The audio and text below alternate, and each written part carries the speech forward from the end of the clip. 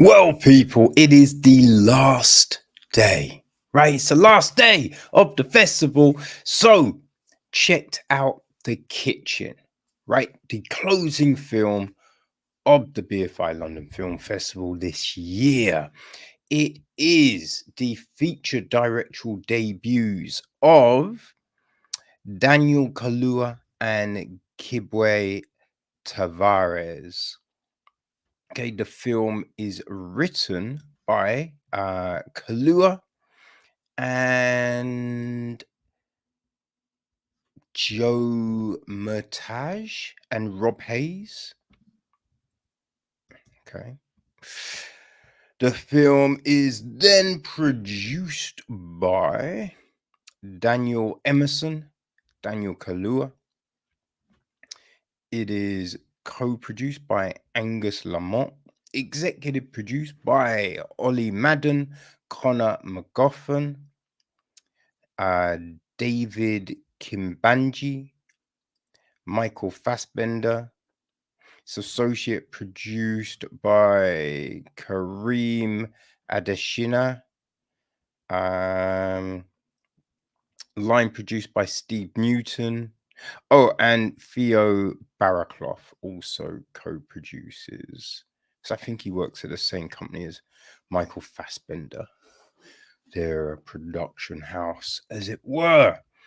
Wyatt Garfield handles the cinematography. Maya Maffoli and Christian Sandino Taylor edit the piece. Nathan Parker is on production design. Art direction is Caroline Barkley, Ed Cross, and Daniel Draper. Set decoration is Diogo Seferin and Casey Williams.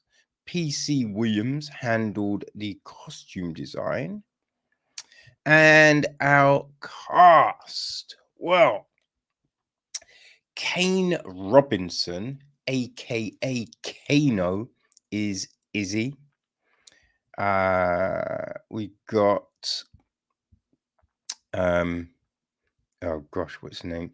Jedaiah Bannerman is Benji.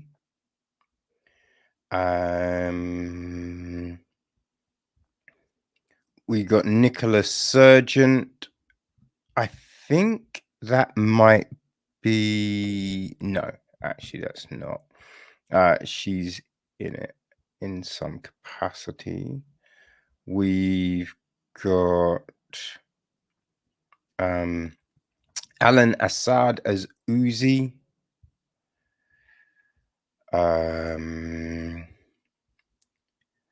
Demi Ladipu is Jace.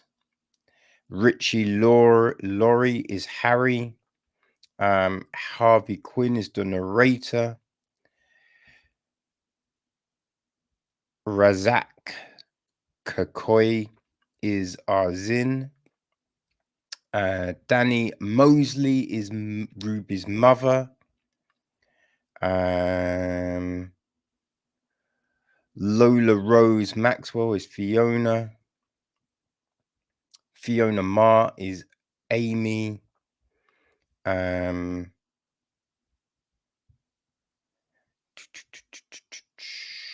Yeah, that's about it. Ian Wright is I think his name is Mr. Kitchener. He's the DJ of the piece, which was interesting. I remember seeing him and I'm thinking, I know that dude, and then thinking, I swear he looks like Ian Wright, but figured Ian Wright wouldn't be in this film, and nah, it was Ian Wright. Okay, so the gist of the film is this: in a near future London, Izzy, a hard-working loner, is counting down the days until he can leave the kitchen, the estate he grew up on, and move to one of the sleek luxury penthouses that are popping up all over London. But when he discovers through his job at an ecological funeral home that his ex-girlfriend has passed away, Izzy finds his path colliding with that of Benji, her young son.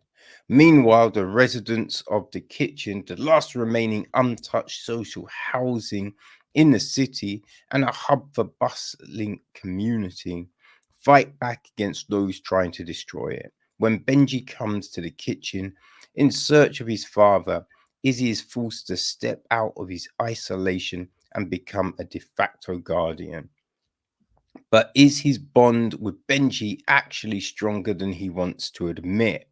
As the fight to save the kitchen rages on, Izzy, Benji, and the other residents are forced to band together and even take drastic measures to save their community. So, yeah, there you go. It's because I think the kitchen, right? That name, you have no real idea, right? There was just an image of a dude on a motorcycle talking to a kid. That's all you got. So I'm like, is this going to be like the bike riders? What's going on here? But yeah, we feel that it's not that far in the future, right? And at the start, right, because you've just got he's he's on his bike, he goes home, and no, he gets up. Yeah, he's in a dressing gown. That was a weird thing because it's like, what are we watching here? And he's wearing flip-flops, which are really fucking irritating. I hate flip-flops, man. Anyway, it's a weird tangent, right? So he's using a shower, and he lives in a spot where there's just one shower being used by everyone. And you're just like, oh, this is grim, right?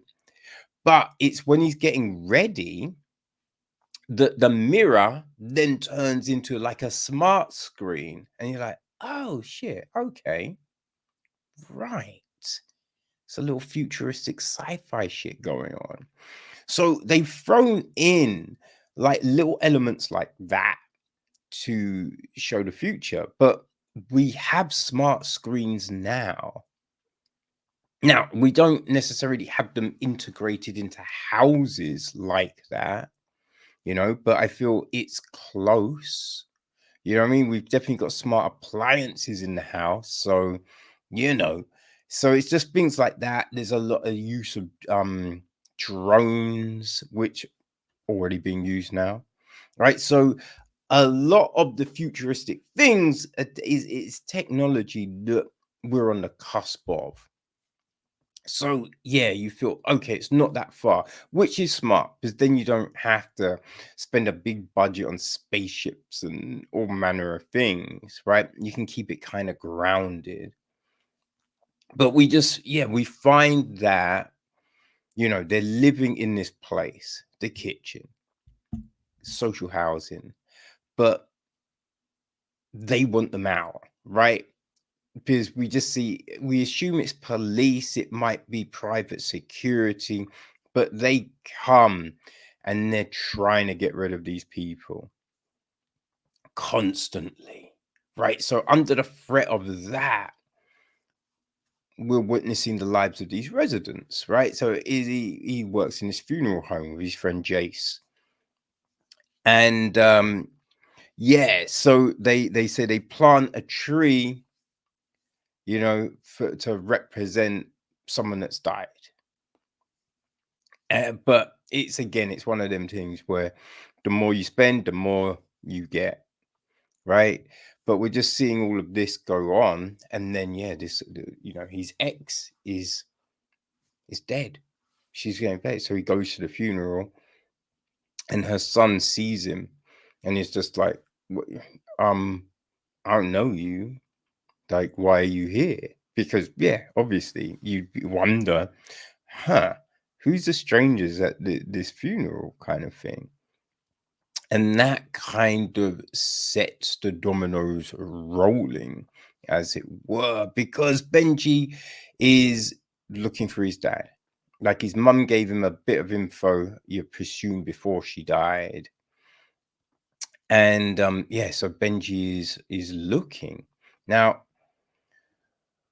we don't know the full extent of that situation, you know, but it's the thing that has Izzy and Benji, interacting a lot.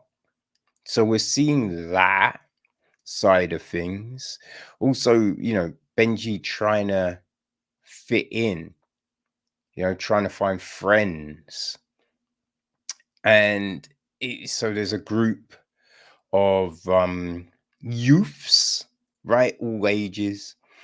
Um, Probably not the best group to be hanging with. Now, they're not to say that, they don't come across as crazy bad but they're looking to push back, right, against society.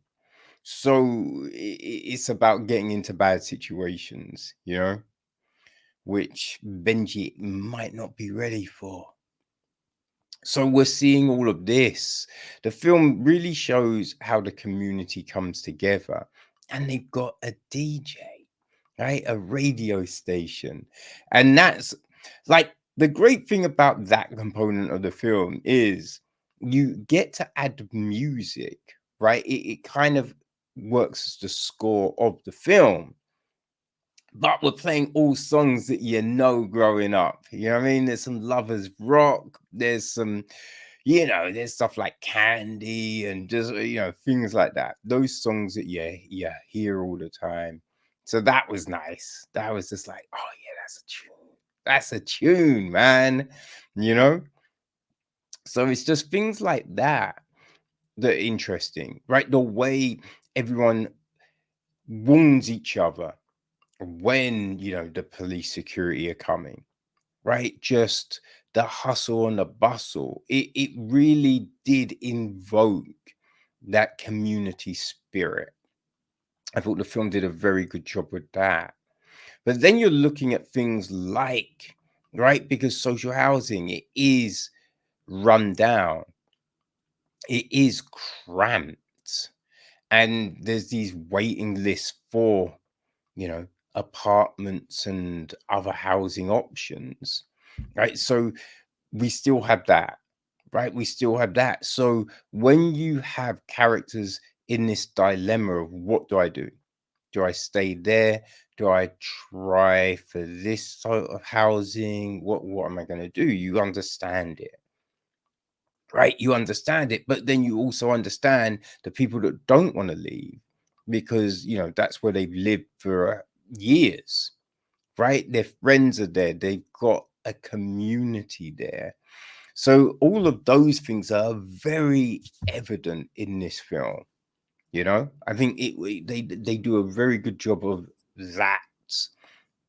And I think the questions and the frustrations that we see coming from Benji, right? Again, the characters that have been created work very well. They work very well. I think the characters do a really good job of imbuing them with the essence of this situation. So that's great, right? Those interactions, the relationship Benji has with Izzy, the relationship he has with Smith. Is it Smith? Smith? Jeez, I can't remember. But the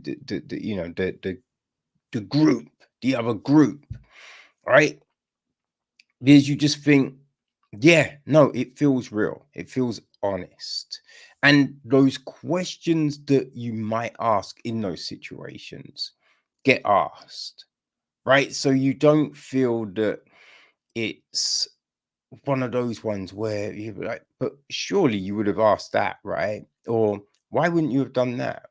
They do that. They do that well. And the only thing is the Izzy character, I think with everything that's happening, you feel that there probably should have been a little bit more dialogue, right? Now they do go with that kind of stoic, introvert characteristic with him, which is fine. It works. It's all right. But I just feel, yeah, there might have been a little bit more. Might have been a little bit more. But other than that, you know, I think there's a really just chilling moment towards the end with the security and then the speakers and everything like that, which I thought, ooh, I thought it was done very well, but it does it does make you feel real uncomfortable with just everything that's happening and just the brutality of the police security, whatever they are, which it doesn't feel like it's over the top because we've definitely seen them do that. Now, maybe when it happens, it's not to the extent of what we're watching here. And what I mean is there's a few people that do it, but it's not every single one. But here it's just on full overdrive. You know what I mean? But it does, it works in this futuristic concept, because if you're trying to get people out of a place, what are you gonna do, right? You're gonna come at them like this, you know. But as a feature directorial debut, I have to say that Kaluuya and Tavares do very well. They do a great job of just creating this oppressive atmosphere, right? But inserting within it these little spots of serenity and kindness and full life.